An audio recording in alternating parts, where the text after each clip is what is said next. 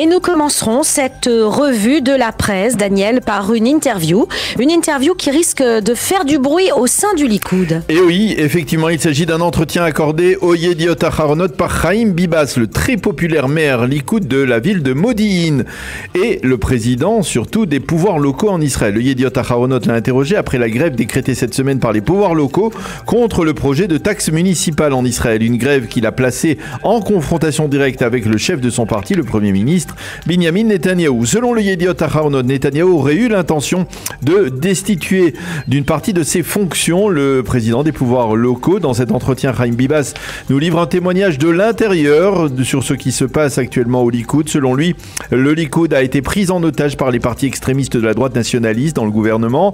Bibas explique que le tournant a été la mobilisation des pouvoirs locaux en faveur de la grève au lendemain du limogeage de Yoav Gallant par Binyamin Netanyahou. La manchette du Yediot Aharonot de ce matin est une déclaration choc de Chaim Bibas lors de cet entretien. Au Likoud, les gens ont peur, dit-il, et dès que quelqu'un dit la vérité, eh bien, il devient automatiquement un gauchiste. Fin de citation. Une interview dont l'intégralité ne sera publiée que dans l'édition de vendredi du Yediot Aharonot à suivre.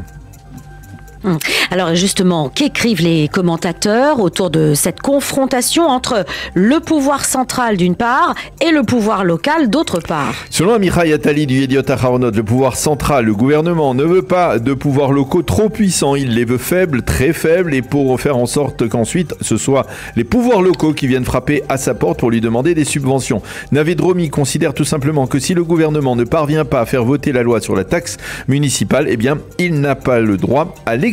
Sever Plutzker, le spécialiste économiste du Yediot, lui dénonce l'attribution par le gouvernement de 13 milliards de shekels au parti orthodoxe.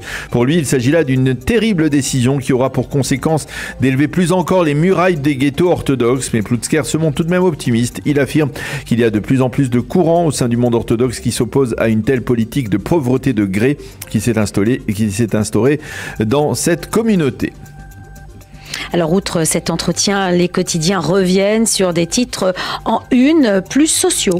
Oui, le Yediot, encore lui, parle d'économie au ralenti, pour ne pas dire en récession, après que l'économiste en chef du ministère des Finances ait raccourci quasiment de moitié ses pronostics de croissance économique. Contrairement aux déclarations optimistes du ministre des Finances de ces derniers jours, de Bezalel Smotrich, le rapport de l'économiste en chef publié hier fait état d'une baisse des revenus fiscaux, ce qui signifie que le déficit de l'État va augmenter, qu'il faudra procéder à des coupes sombres dans le budget de l'État.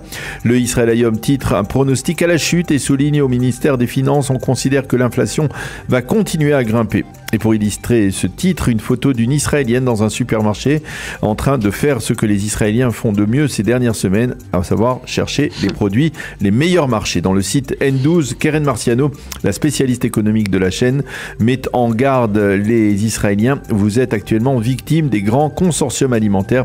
Il s'agit de 10 consortiums qui contrôlent plus de la moitié des produits alimentaires commercialisés. Alors le Israël Hayom, quant à lui, consacre ce matin sa manchette à Jérusalem.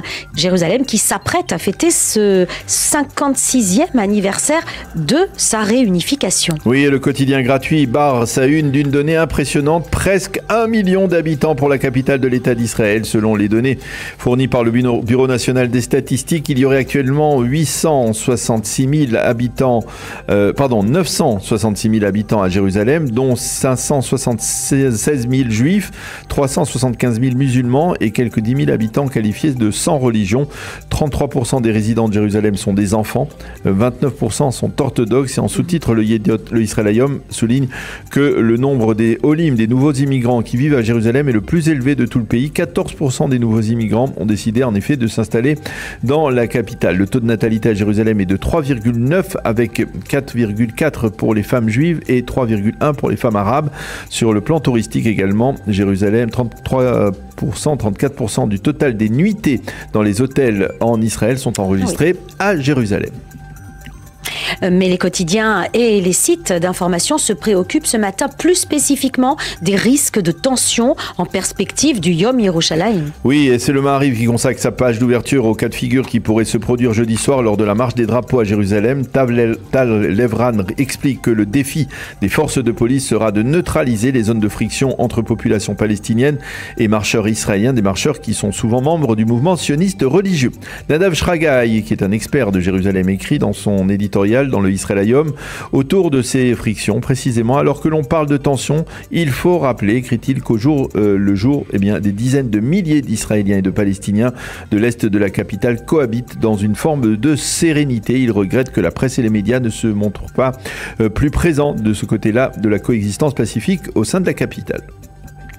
Le site N12 consacre quant à lui sa page d'ouverture au pourparlers en vue d'un accord de compromis sur la réforme judiciaire. Le site souligne qu'hier, le président Herzog lui-même a participé aux pourparlers qui se sont tenus dans sa résidence et que d'emblée, le président a mis en garde les deux parties des conséquences dramatiques que pourrait avoir l'échec de ces négociations. Il a fait appel au courage des leaders politiques. Parallèlement, un ministre du Likoud a affirmé à la chaîne 12 que Netanyahou sait pertinemment que sans réforme judiciaire, il n'aura pas de gouvernement. Le Israël Hayom mentionne également ses pourparlers en une et publie les différents scénarios possibles.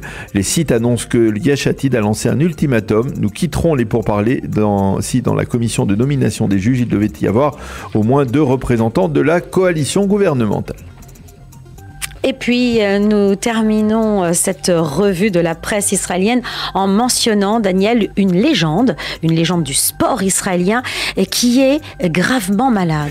Oui, il s'agit d'Esther Roth Shachamorov, qui fut probablement l'une des plus grandes athlètes de l'histoire sportive d'Israël. Elle avait été qualifiée pour la finale du 100 mètres haies en athlétisme lors des terribles JO de Munich en 1972, avait déclaré forfait après le massacre des 11 athlètes israéliens.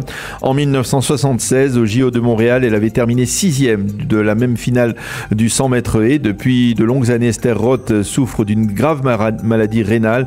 Elle avait reçu une greffe il y a 14 ans, mais elle a besoin d'un second rein.